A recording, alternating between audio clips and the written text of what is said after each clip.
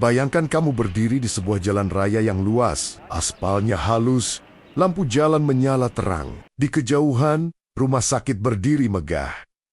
Sekolah dipenuhi anak-anak yang belajar masa depan. Pernahkah kamu bertanya, siapa yang membayar semua ini? Dari mana sebuah negara mendapatkan uang untuk membangun semuanya? Apakah negara itu seperti perusahaan atau seperti rumah tangga besar? Hari ini, kita akan membuka rahasia besar itu. Rahasia yang menentukan apakah sebuah negara bisa maju atau justru tertinggal.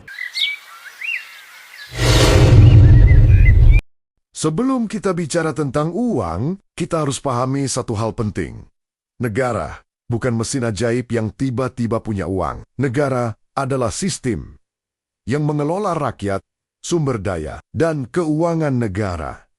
Bayangkan negara seperti keluarga besar. Ada pemasukan, ada pengeluaran. Kalau pemasukan lebih kecil dari pengeluaran, masalah akan datang. Dan inilah tantangan terbesar setiap negara di dunia.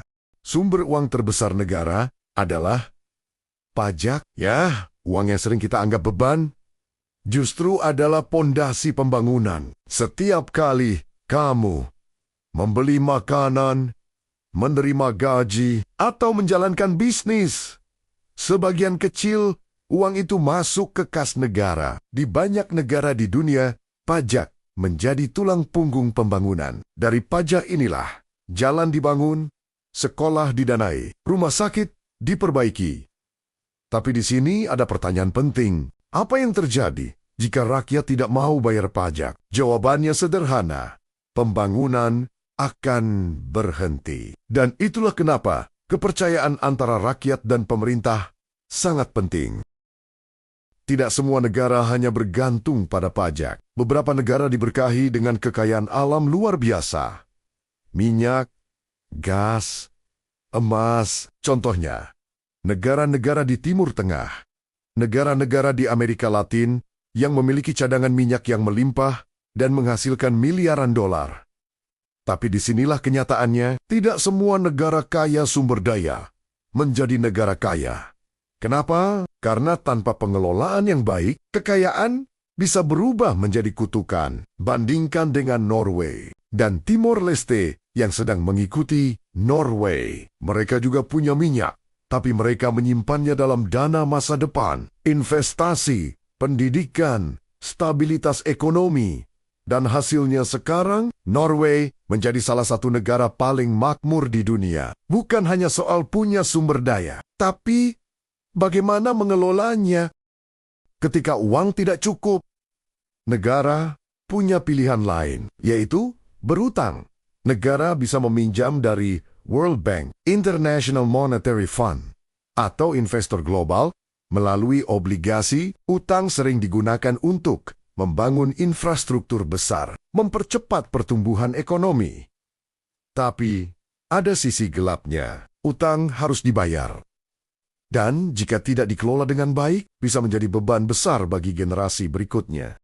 Sejarah telah menunjukkan beberapa negara jatuh ke dalam krisis karena utang yang tidak terkendali.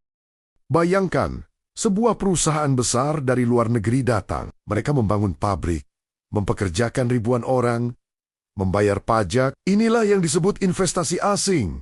Negara mendapatkan lapangan kerja, teknologi, pertumbuhan ekonomi, tapi ada juga tantangan. Jika tidak hati-hati, negara bisa terlalu bergantung pada pihak luar. Keseimbangan adalah kuncinya. Ada cara lain yang lebih halus, yaitu pariwisata. Ketika turis datang, mereka membawa uang, hotel, restoran, transportasi. Semuanya bergerak. Negara seperti Thailand menghasilkan miliaran dari sektor ini. Dan ini menunjukkan bahwa bahkan keindahan alam dan budaya bisa menjadi sumber kekuatan ekonomi. Negara juga bisa menjadi pengusaha, yaitu melalui perusahaan milik negara, seperti di bidang listrik, bagian minyak, transportasi. Keuntungan dari perusahaan ini kembali ke negara dan digunakan untuk pembangunan. Sekarang, Kita tahu, negara bisa mendapatkan uang dari banyak sumber seperti pajak, sumber daya alam, utang, investasi, pariwisata, perusahaan negara. Tapi ada satu hal yang lebih penting dari semuanya. Pengelolaannya dengan baik.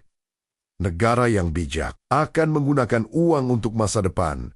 Negara yang salah arah akan menghabiskan uang tanpa hasil. Jadi sekarang kita sudah melihat semuanya, bagaimana negara mendapatkan uang dari pajak, dari sumber daya alam, dari utang luar negeri, dan bank, investasi, bahkan pariwisata. Semua jalur itu terbuka. Semua negara punya kesempatan yang sama. Namun di titik ini, muncul satu pertanyaan besar. Jika semua negara bisa mendapatkan uang, kenapa tidak semua negara bisa menjadi maju?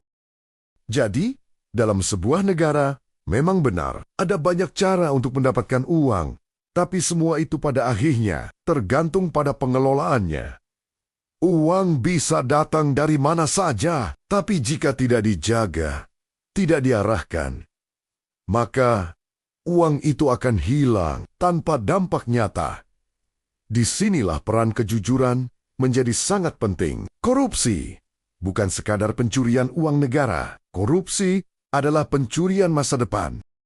Satu proyek mangkrak, satu jalan yang tidak selesai, satu rumah sakit yang tidak jadi dibangun. Itu bukan hanya angka, itu adalah kesempatan hidup yang hilang. Namun, kita juga harus jujur pada satu hal penting. Tidak korupsi saja. Tidak cukup untuk membuat negara menjadi maju. Karena kemajuan bukan hanya soal bersih dari kesalahan, tapi juga soal kemampuan mengambil keputusan yang benar. Sebuah negara bisa saja tidak korupsi, tetapi jika kebijakannya salah, jika tidak punya visi, jika tidak mampu mengelola potensi yang ada, maka negara itu tetap akan tertinggal.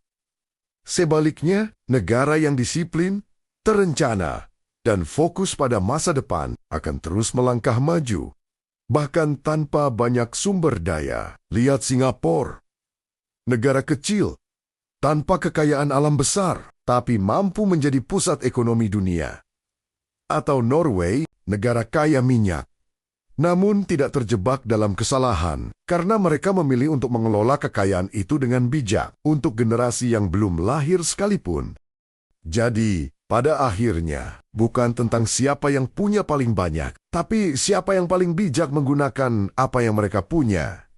Karena uang bisa dicari, sumber daya bisa ditemukan, tapi kepercayaan, integritas, dan visi itu yang menentukan apakah sebuah negara akan berdiri kuat atau perlahan runtuh dari dalam.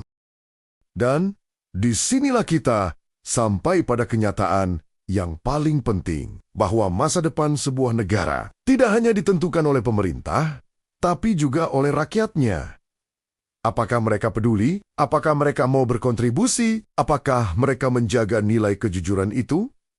Karena negara bukan hanya tentang batas wilayah. Negara adalah cerminan dari kita semua. Negara yang kuat bukan yang paling kaya, tapi yang paling bijak mengelola apa yang mereka miliki.